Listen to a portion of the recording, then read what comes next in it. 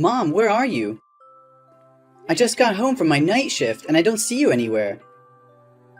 You don't normally get up this early, do you? Huh? Who's that? Mom, are you okay? It's me, Calvin, your son. Calvin? Oh, Calvin, my dearest baby. Why are you texting me now? Shouldn't you be going to school now? Mom, I finished high school a week ago.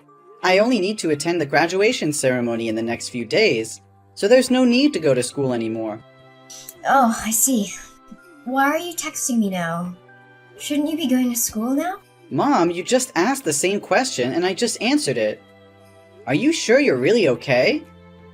Oh, really? I just didn't pay much attention. I think I'm still not fully awake. Then why are you texting me? I just wanted to ask where you are. What do you mean you're not awake? Are you hanging out with some friends you made recently and getting drunk again? Well, it's almost the same thing. Mom, are you drinking on an empty stomach again? Seriously, I haven't seen you eat anything lately. The dinner I prepared you last night before going to work is still on the table. Oh, I'm fine. It's just that I don't feel very hungry these days. It looks like you haven't showered for a few days, have you? I just collected the dirty clothes in the bathroom to wash. But I didn't see any of your dirty clothes. And you've been wearing the same clothes for the past 3 days. Are you really okay? I'm losing my patience with you, Cal. Quit nagging me. Worry about yourself, Calvin. I told you, I'm fine. Calm down. I'm just asking if you're alright. It's impossible to have a conversation with you. Well, good, because I don't feel like talking. But really, Mom, you have to take care of yourself. What you're doing is very unhealthy. Why are you acting like my parent? I'm the parent here. Well, obviously, the roles have changed. I'm taking care of you now. Nobody asked you to take care of me. You're not the man of this house. You're just a kid. Okay, I'm graduating and turning 18. I'm the only man in this house since my dad passed away 5 years ago in a hit and run. It carries some weight. Look, I'm just trying to help out. Oh, I feel so free. And I love my kid. Okay, since we're talking about school, are you still coming on next Friday? For what? Calvin, you're messing up my chill. God, it's annoying. The message alarm just keeps ringing. For my high school commencement. Well, I don't know. I'll try. I might be busy, though. I might. It's the ceremony for my high school graduation. I have to give my valedictorian speech because I'm the honor student receiving a scholarship from a top university. Ugh, Calvin, seriously, it's not a big deal. What's the problem? This is a big deal! Mom, what's wrong with you? You were just excitedly talking about, oh, my baby's graduating 1 week ago. Now it's not a big deal with you anymore? Okay. Whatever you want. We'll talk about this after you get home. By the way, I just got my salary from my part-time job today. So I've saved up enough money to pay my tuition fees for the first year and still have some left over. So tonight, we're going out for a meal to celebrate. I'll treat. Oh, the college money thing? I was gonna talk to you about that too. Oh, you don't have to worry. I've already saved enough money. Next year, I'll continue working part-time to earn more money for the next year's tuition. You don't need to worry about that. Oh my god! Mom! Where's all my money? I just checked my money box and it's empty. What happened? Is there a thief in the house? No, the room was immaculate, with no signs of rummaging. It's like the person who took the money knew exactly where I hid it and went straight for it. Mom, it was you, right? What? How could you suspect me? Why not one of your friends or somebody else? Come on, Mom. I haven't told anyone about saving this money except you. I've never brought friends home, so how would they know where I hid the money? The digital password on the money box shows no signs of tampering, and the password is a special sequence of numbers between you and me. Only the two of us know it. Fine, it was me, but you shouldn't doubt your own mother, Cal. What? Did you spend my money without even consulting me? Do you realize that's the money I've been saving for 3 long years? I had to work 2 or 3 part-time jobs during the holidays, and even take on night shifts. Even during the school term, I worked as a babysitter or gardener for the neighbors just to save every penny. I know our family's financial situation isn't good, so I worked tirelessly to save that money for college without burdening you. But now, why did you take all that money? Oh, baby. I know how hard you've worked. But you see, I just got laid off by my company and I'm unemployed now. Yesterday, one of my friends introduced me to a highly lucrative job opportunity. But since I didn't have any money saved, I borrowed from you temporarily to invest. What? You took all of my hard-earned $8,000 to invest in a job based on a promise from a friend you've only known for a few days? How could you do that? What is that job? How can you be so sure it will be profitable? Are you sure they're not trying to deceive you? Oh, don't you worry. I've been through this job before. You can trust me. Within just 1 month, the money I borrowed from you will be returned and multiplied many times over. It'll be more than enough to cover your tuition fees for all 4 years of university. We won't have to worry about finances anymore. What? How can any job generate that much money in such a short time? Are you absolutely certain they didn't mention those figures just to deceive you? Don't worry. I swear on everything I hold dear, this job will transform our lives. But right now I have to go and secure the merchandise. We'll talk about it later. Mom, slow down. We need to think this through before jumping in. This is our last remaining savings. Mom, please, answer me. Don't make impulsive decisions that could ruin us.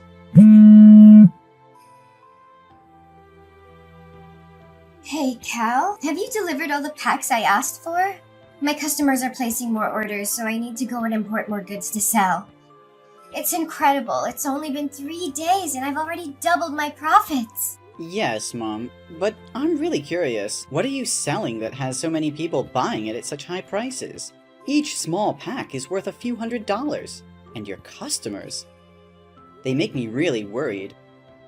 I see students, elderly individuals, and even some rough-looking people with tattoos. Mom, why can't you tell me what you're selling? Since the day you started this business, you've always locked your room and never let me in. Isn't the packaging on the outside of the packs clear enough? Doesn't it say tonic for the soul? You can read, right, Cal? It's just something that brings happiness, comfort, and an escape from the harsh reality. There's nothing to worry about. The product is just quite expensive, so I lock my room to prevent theft. You're overthinking things. Mom, I'm not buying it anymore. I've checked all the pharmacies around here, but I couldn't find any such supplements. Besides, you don't have a pharmacy degree or any knowledge of chemistry to be selling medicine. Mom, let's be honest. What are you really selling? Also, the people I've been delivering to lately bear a striking resemblance to you. They all have needle marks on their arms, just like you. What are you talking about? Needle marks? You're spouting nonsense. Mom, there's no need to hide anymore. I've already seen it. These days, whenever I'm at home, you wear sleeveless tops or jackets, even in the middle of summer. I became extremely curious and suspicious, as if you were hiding something. Do you remember 2 days ago when I unexpectedly came home? You took off your jacket, but when you noticed me, your immediate reaction was to cover your biceps. But I saw it, Mom. I even found a needle stained with blood in the trash bin. You're being overly sensitive. Those marks on my hands are simply mosquito bites. Needles? Syringes? They certainly aren't mine. Some scoundrel must have thrown it in our garbage bag. Mom, are you kidding me? So now you expect me to believe that someone broke into our house just to throw a used needle in the trash? What kind of excuse is that? It's more absurd than anything I've ever heard. Ugh, sometimes I wish you weren't so intelligent, Cal. Fine, I know that what I'm about to say will change the way you look at me for the rest of your life. You'll judge me, criticize me, and stigmatize me. I'm sure of it. Mom, what's going on?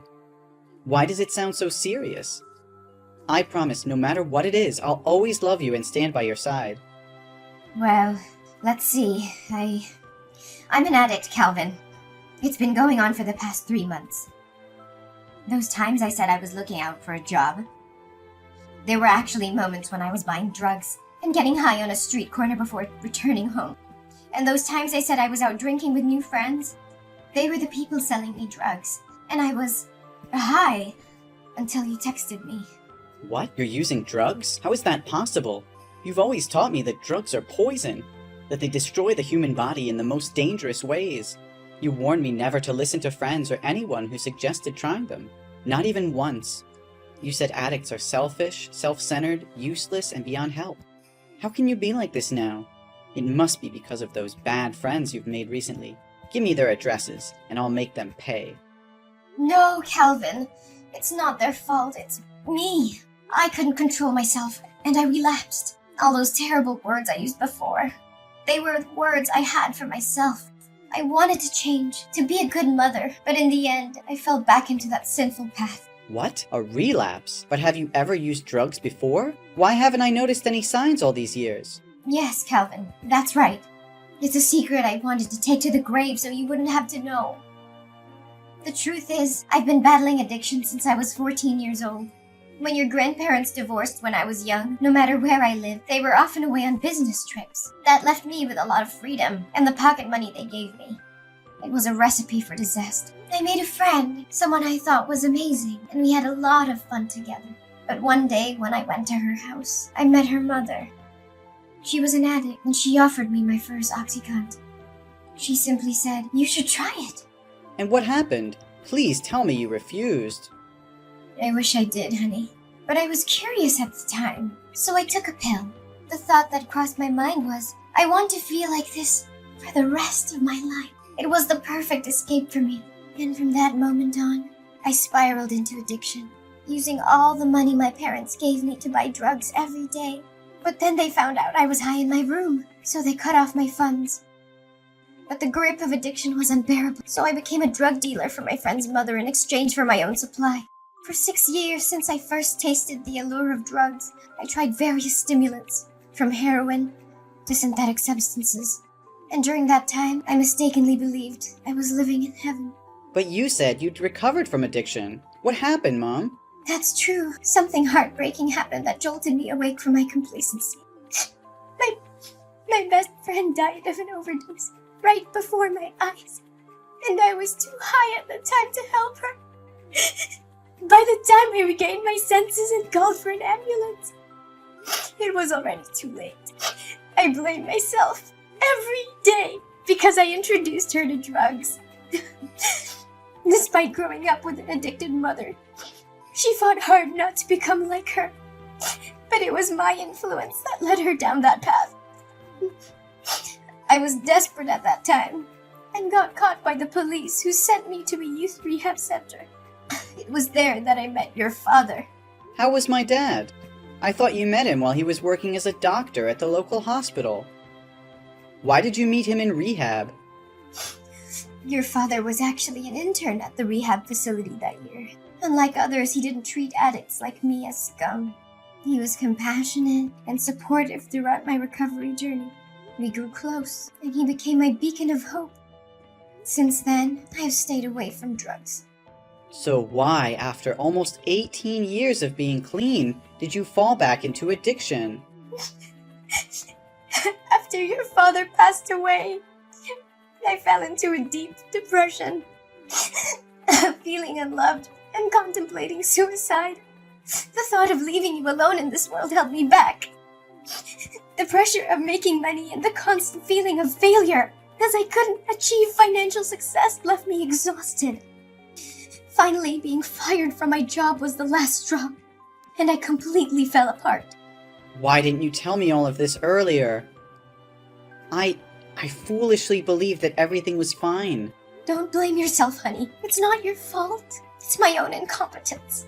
I was so consumed by grief that I went to a bar to drown my sorrows. And there I happened to encounter the mother of my late best friend. She approached me, and I, being foolish, disclosed my situation to her.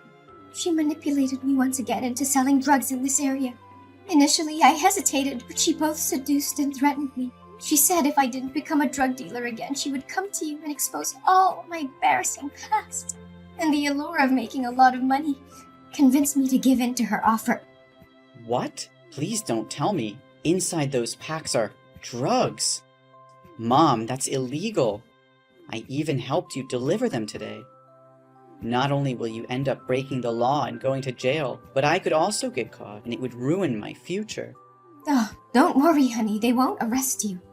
You're still just a kid, and they didn't arrest me back in the day. You were just helping me with the deliveries today. If the police found out, just say you didn't know anything. Mom, I'm 18 years old.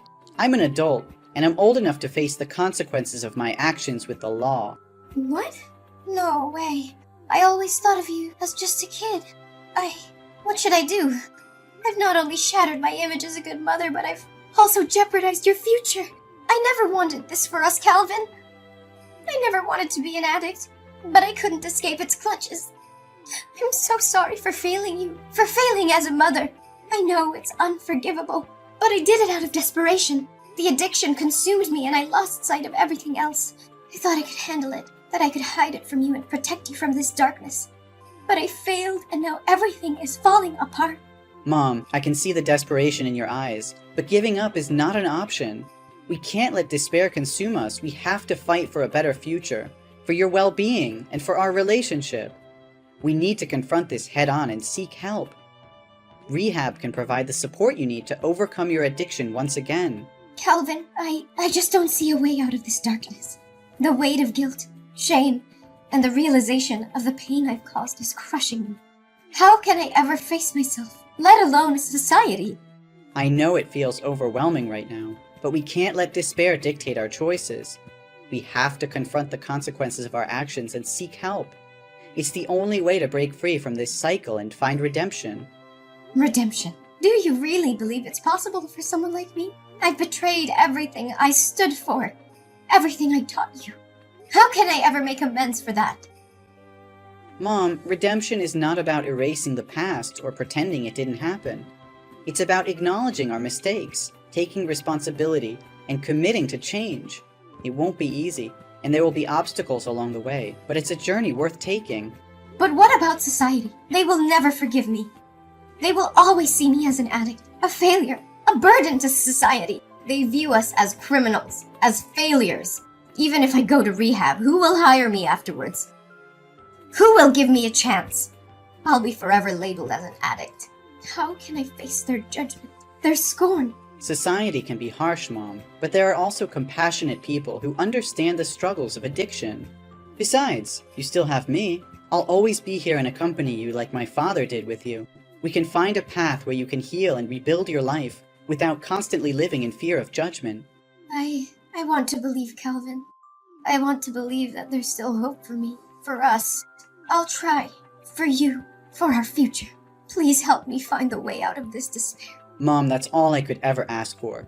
Together, we'll find the help you need, the support you deserve.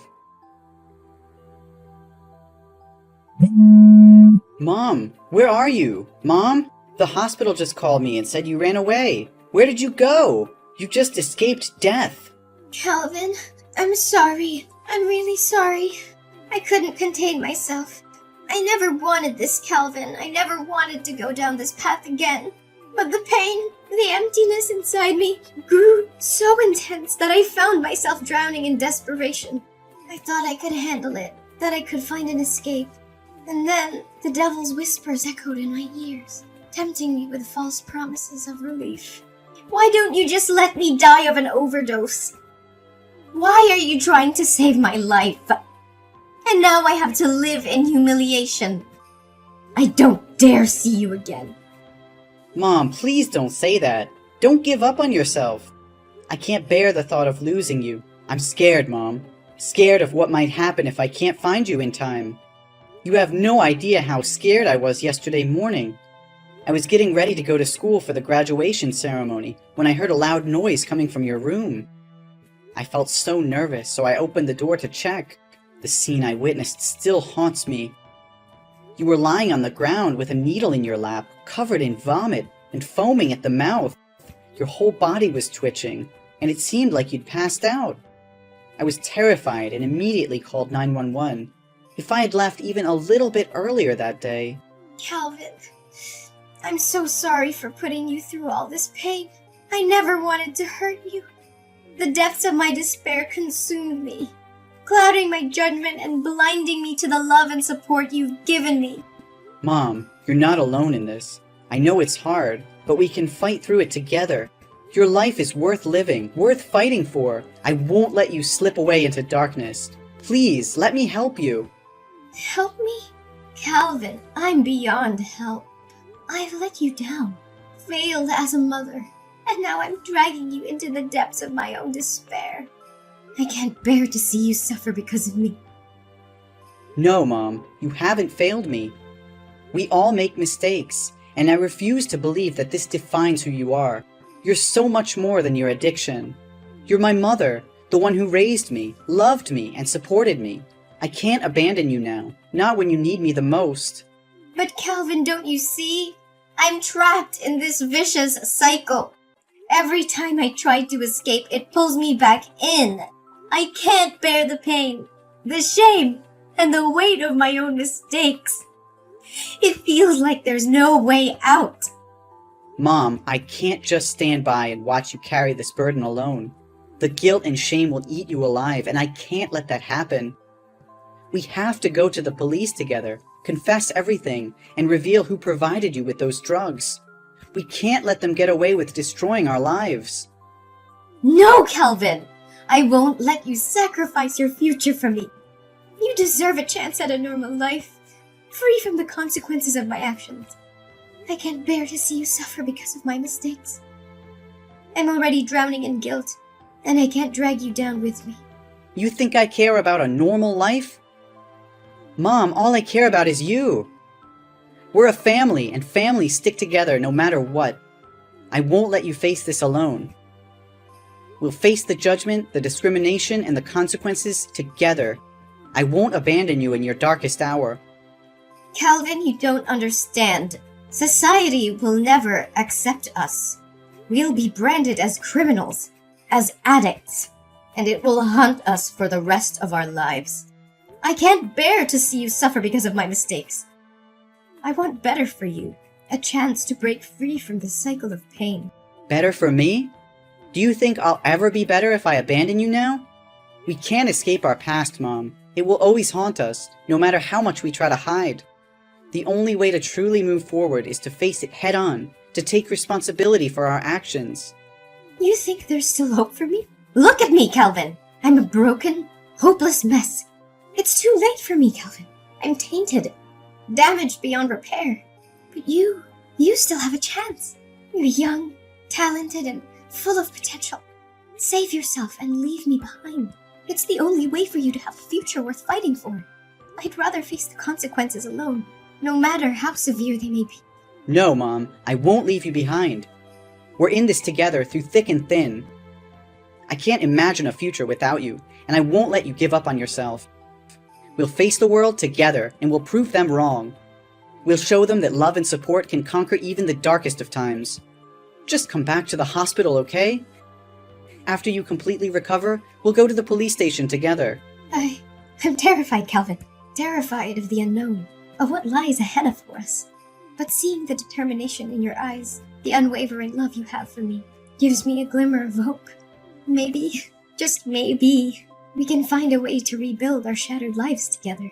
Let's face this storm, hand in hand, and never let go. After a long and arduous legal process, Mom was sentenced to 7 years in jail for her involvement in illegal drug trafficking. It was a heavy blow to both her and me, knowing they would be separated for such a long time. However, there was a glimmer of hope amidst the darkness. During the trial, Mom made a courageous decision. She decided to reveal the identity of the leader of the drug ring, providing crucial information to the authorities. Her willingness to cooperate and assist in dismantling the operation earned her a reduction in her sentence. Instead of serving the full 7 years, her sentence was reduced to 5 years.